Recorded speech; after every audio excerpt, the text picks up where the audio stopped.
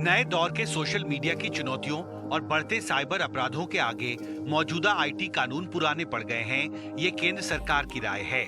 अब एक नया कानून लाने की तैयारी है, जिसे डिजिटल इंडिया एक्ट कहा जा रहा है। जुलाई में इसका पहला ड्राफ्ट पब्लिक कंसल्टेशन के लिए सार्वजनिक किया जाएगा।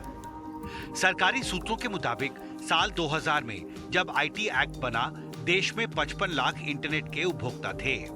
अब 85 करोड़ से ज्यादा नेट उपभोक्ता हैं।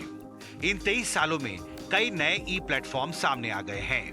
इनमें ई कारोबार, डिजिटल और सोशल मीडिया, ओटीटी, गेमिंग और एआई तक शामिल हैं। साथ ही कई तरह के नए साइबर अपराध भी सामने आ रहे हैं। हैकिंग के अलावा catfishing, doxing, cyber stalking, cyber trolling, gas lighting आदि। विशेषज्ञों के मुताबिक देश में आईटी सेक्टर और इंटरनेट को रेगुलेट करने के लिए जो मौजूदा आईटी कानून है, वो 23 साल पुराना हो चुका है। जबकि हाल के वर्षों में देश में डिजिटल टेक्नोलॉजी के साथ साथ डिजिटल अर्थव्यवस्था का काफी तेजी से विस्तार हुआ है। साइबर क्राइम की घटनाएं लगातार बढ़ती जा रही हैं और आम लोगों की निजता को सुरक्षित रखना मुश्किल हो रहा है। ऐसे में ये बेहद जरूरी हो गया है कि आईटी सेक्टर और इंटरनेट को सख्ती से रेगुलेट करने के लिए देश में एक नया डिजिटल इंडिया एक्ट लाया जाए।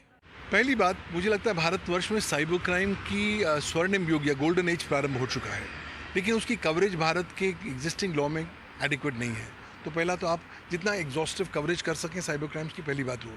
दूसरा, हम डेटा इकोनॉमी में कदम रख चुके हैं, लेकिन डेटा संबंधी जो मसले हैं वो कवर नहीं हुए।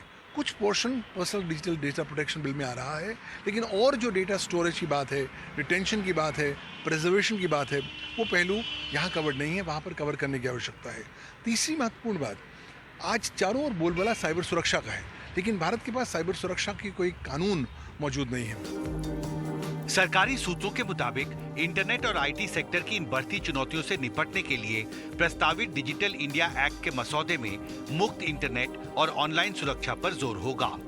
Porn, cyber flashing, dark web, defamation, bullying, doxing जैसे साइबर अपराधों से निपटने का इंतजाम होगा। निजता का उल्लंघन करने वाले उपकरणों जैसे स्पाई कैमरे, चश्मे, पहनने लायक तकनीक आदि पर सख्त नजर होगी। सोशल मीडिया प्लेटफॉर्म्स पर बच्चों की प्राइवेसी और सुरक्षा, गेमिंग और बेटिंग ऐप से निपटने के प्रावधान हो सकते हैं। सोशल मीडिया पर फेक न्यूज पर भी लगाम कसी जाएगी। आईटी सेक्टर के लिए एक अलग जांच एजेंसी बनाने और बड़ी टेक कंपनियों की जवाबदेही तय करने की भी बात है। मुझे लगता है कि कानून में हमें वो करना है जो हमने 2008 में गलती करी थी, उसको रिपीट नहीं करना। 2008 के जो संशोधन हुए थे आईटी एक्ट में, उन्होंने 3 साइबर क्राइम को छोड़ के बाकी तमाम सारे साइबर क्राइम्स को जमानती अपराध बना दिया था। तो अगर हम डेटरेंट इफेक्ट लेकर आएंगे तो ज़्यादा इफेक्टिव एनफोर्समेंट भी इस डिजिटल इंडिया कानून की कर पाएंगे। हालांकि ये देखना होगा कि सरकार जो नया कानून बनाने जा रही है, वह आईटी के दुरुपयोग को रोकने के साथ साथ अभिव्यक्ति की आजादी को भी सुनिश्चित करे। दिल्ली से सचिन गुप्ता के साथ हिमांशु शेखर, एनडीटीवी इंडिया।